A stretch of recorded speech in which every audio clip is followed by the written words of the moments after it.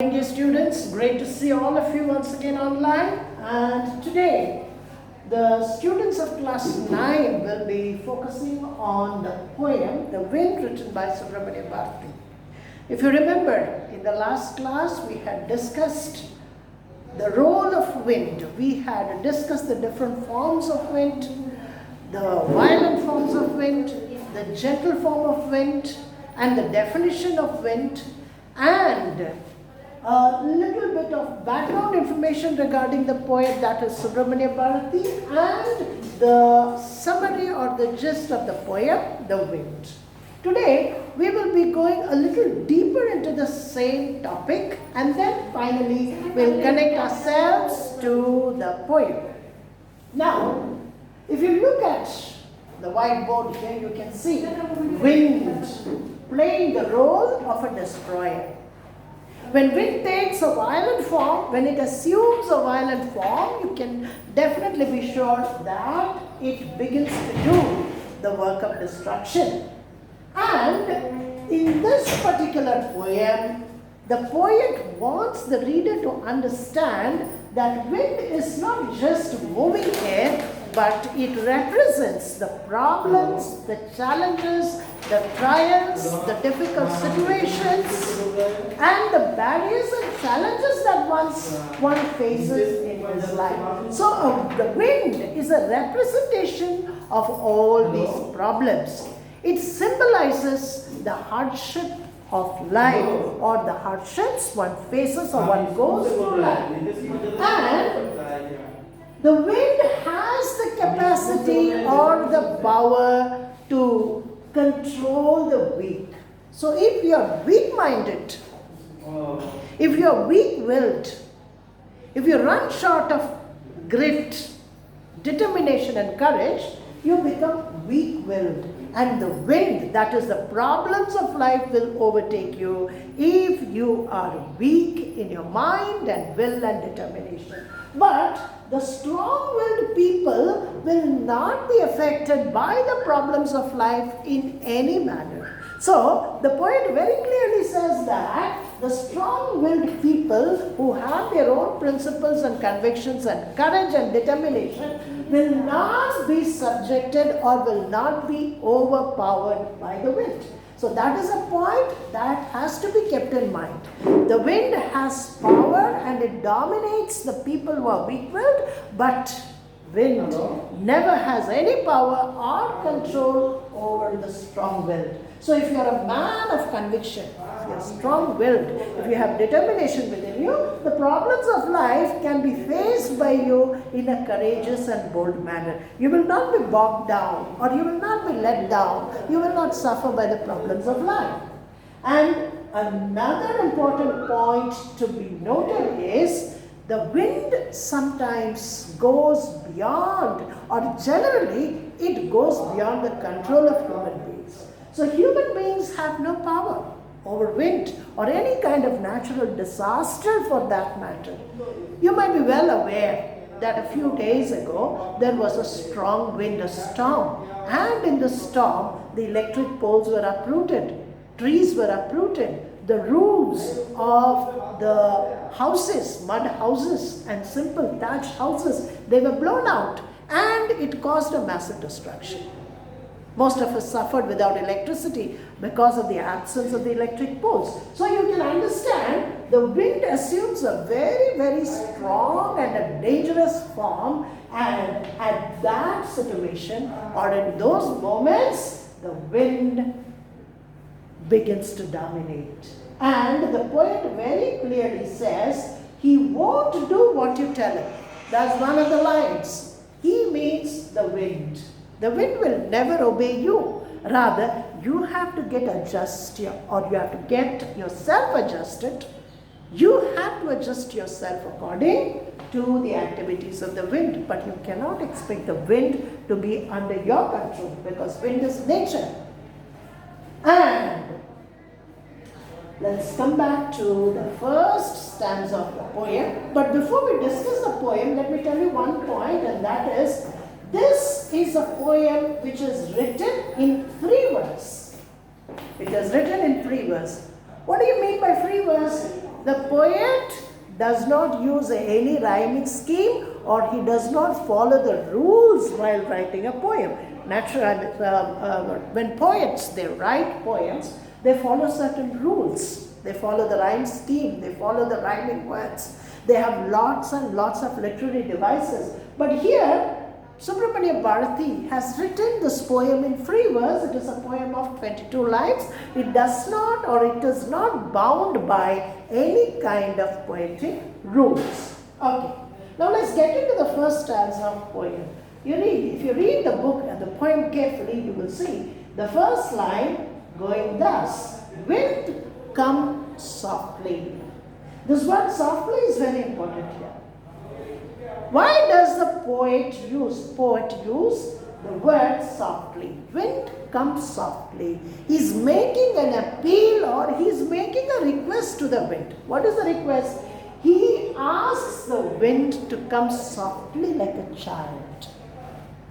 A child cannot walk fast.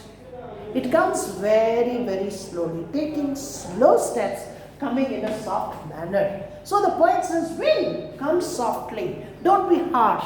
So you can also mean that the poet wants the wind to be gentle with people, the problems of life.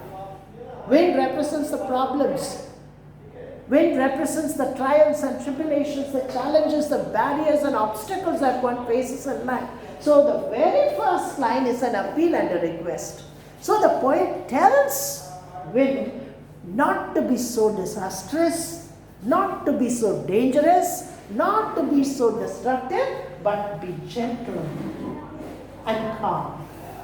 Don't break the shutters of the window. So the wind comes in a very, very forceful manner. And what is the result of its forceful manner? The result is that it comes and shatters off the windows. It comes and breaks the shutters of the window. The shutters.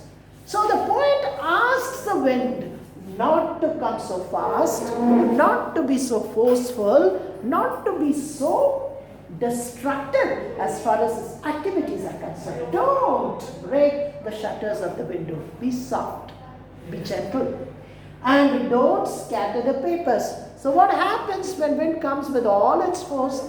It is obvious that it tries to throw away, or it throws away all the substances or all the things that is on the table. So the wind comes and it throws away the papers. It scatters the papers. And coming on to the third line, we see, don't throw down the books on the shelf. So there are some books placed in the shelf. And the poet says, come on now, be gentle, don't throw away the books. So the word don't is being used again and again. Don't break the shutters, don't scatter the papers, don't throw down the books on the shelf. So you see, all these lines, don't, they begin with only one word, continuously coming again and again. This is a literary device. Listen carefully, this is a literary device. And what is this literary device known as? It is known as anaphora. What do you mean by anaphora? When one word comes again and again continuously as the first word of a line, that literary device is known as anaphora. So we can see the poet using the word don't repeatedly, and thus he uses the literary device anaphora. Don't throw down the books on the shelf. There, look what you did. So he's talking to the wind. It is a conversation. It is a gentle and a direct conversation. And you see, there, you look what you've done. You threw them all down. What does the word all mean here? It means it has thrown away the papers, it has thrown away or blown off the books on the shelf, and it has also blown off or thrown away many things that were kept on the table. So, in the first stanza, the poet discusses the destructive activities of the wind, and the wind comes like a child. He wants the wind to come like a child. Come softly, he says. Don't be so destructive. So the other implied meaning could be, the poet is asking the wind of life, the problems of life, the challenges of life to be mild on human lives. He's addressing the problems of life, which are symbolized by the wind. And he says, be soft and gentle. Don't be so harsh on people. Don't try them. Don't put them into problems. You threw them all down. You tore the pages of the books. Again, the wind has torn off the pages of the book. But this is the external meaning. This is the activity, the destructive activity of the wind. But what is the implied meaning? What does he want to say really? What he wants to say is, the wind can involve itself in destructive activities, in bringing problems in the lives of people, and the wind can put them into a difficult situation. It can shatter the lives of human beings. So, the poet indirectly tells the reader to be strong enough, to be bold enough, to be brave enough, and to be confident enough to face the problems and struggles and hardships of life. You brought rain again. If you read the poem, you will come across this line, you brought rain again. Now what does the poem mean by you brought rain again? Rain is a good thing. Farmers are happy when they receive a good shower. But then, here, you have to understand it in the proper context. An unexpected rain. So when the rain comes in an unexpected manner, obviously that puts people into trouble. And therefore the poet says, you bring things unexpectedly. You bring unexpected situations all on a sudden. And therefore the poet says, come on, be gentle. Don't be harsh with people. Don't be rude with people. Don't put people into trouble. So, the first stanza, if you can understand well, discusses the destructive activities of the wind, and the poet wants the wind to be very soft. He wants the wind to come as slowly or as softly as it shall. So to wind up, let us keep these points in mind once again. Wind is a destroyer, but the people who are strong-willed will definitely be able to face the challenges or the winds of life, but the wind overpowers the weak. If you run short of confidence, if you lack confidence, if you do not have a strong willpower, then obviously the winds of life will take over you and you will become less confident. Another point, wind is beyond human power. He will not do what we ask him to do, but he will do whatever he likes. And wind is a symbol of all the problems of life. It represents the problems that one faces in life. And in this poem, the wind is personified. How can you say that it is personified? The poet treats wind like a human being. And therefore he says, come softly, be gentle. So with these ideas in mind, yes, I would also like to kind of focus your attention to this. Turn your attention to this particular line. Befriend the wind. If you make the wind your friend, life can be a smooth sailing for you.